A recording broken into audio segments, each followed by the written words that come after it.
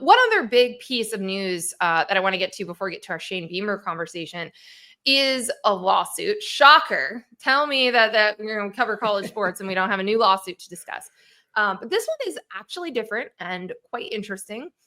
We're about to walk into this revenue share era, and athletes have already signed these contracts with their schools.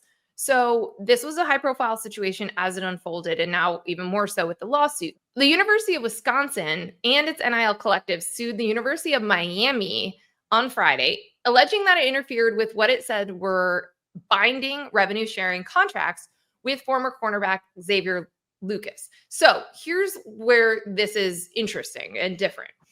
Revenue-sharing contracts are with the schools, right? So they're with them directly. This is a 2-year deal.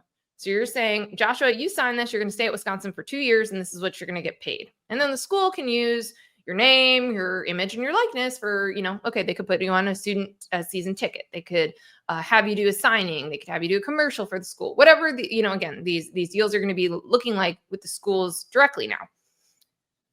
What they have, some of them have in place is like kind of a buyout figure, right? If you leave before the end of that deal, another school might have to pay a buyout for you. Just like coaching contracts. There are also just other terms where, like, if you choose to leave, you just stop getting paid, right? Like, like we're seeing people testing out some of this like language. They're employment deals, but not employment contracts, right? So in this situation, Xavier Lucas talks to Miami. Miami says, "Hey, come here." He asked to go into the transfer portal. Wisconsin says, "No, you signed this binding agreement. We're in a different world now. There are rules." They never put him in the portal. He unenrolls from Wisconsin, enrolls at Miami, and undergoes all of spring football with them. So he never goes in the portal. The NCAA, by the way, doesn't really do anything about this. They're like, we can't stop someone from unenrolling and re-enrolling somewhere else. Right. And the assumption is that he's immediately eligible and going to play for Miami this fall. So Wisconsin is essentially saying, we're suing Miami for tampering and for tortious interference in this contract. We are not suing the player, because that would be bad and no one would want to go play at Wisconsin. We get that. Sure. But they're saying, like, you can't tamper. We had an agreement. This is contractual. And we're going to try to enforce that. Big Ten is backing this lawsuit.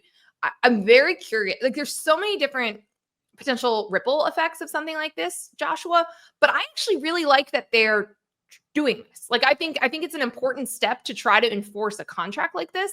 And if it works, or depending on different outcomes, it could actually impact the way that people transfer, or in the way that schools tamper as well. Like, I think it could actually get people to stop doing that.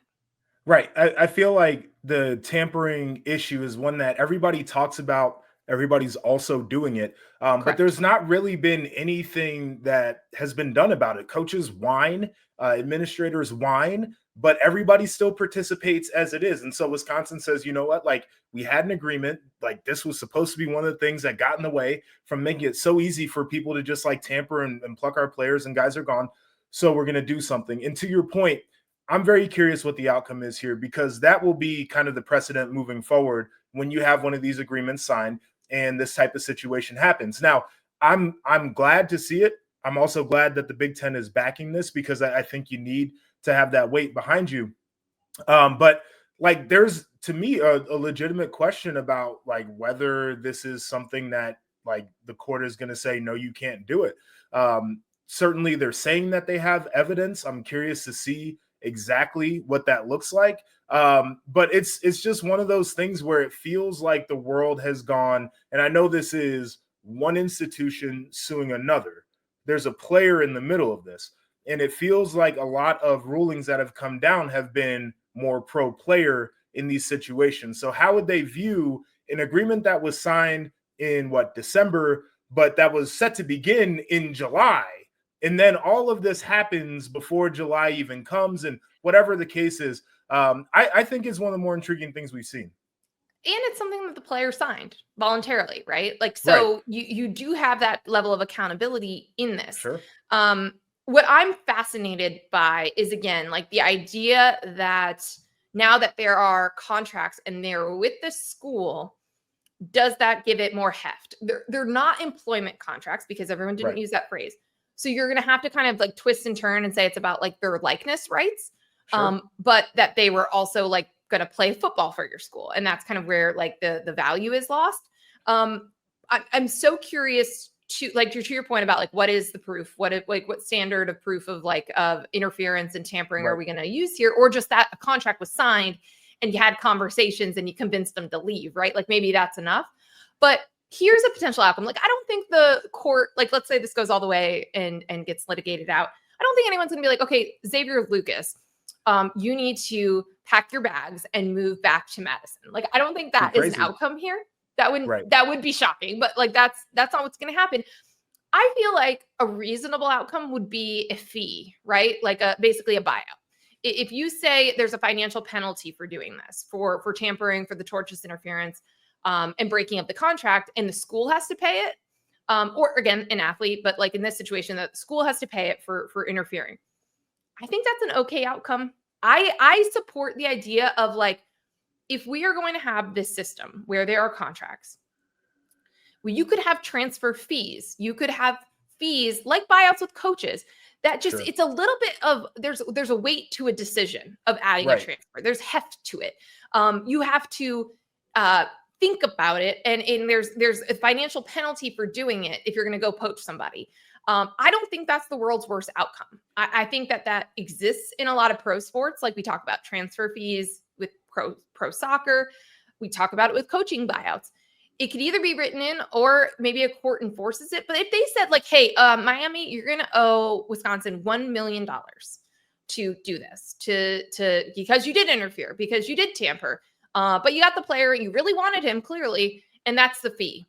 I think that's an okay outcome. I think that's an okay precedent to set.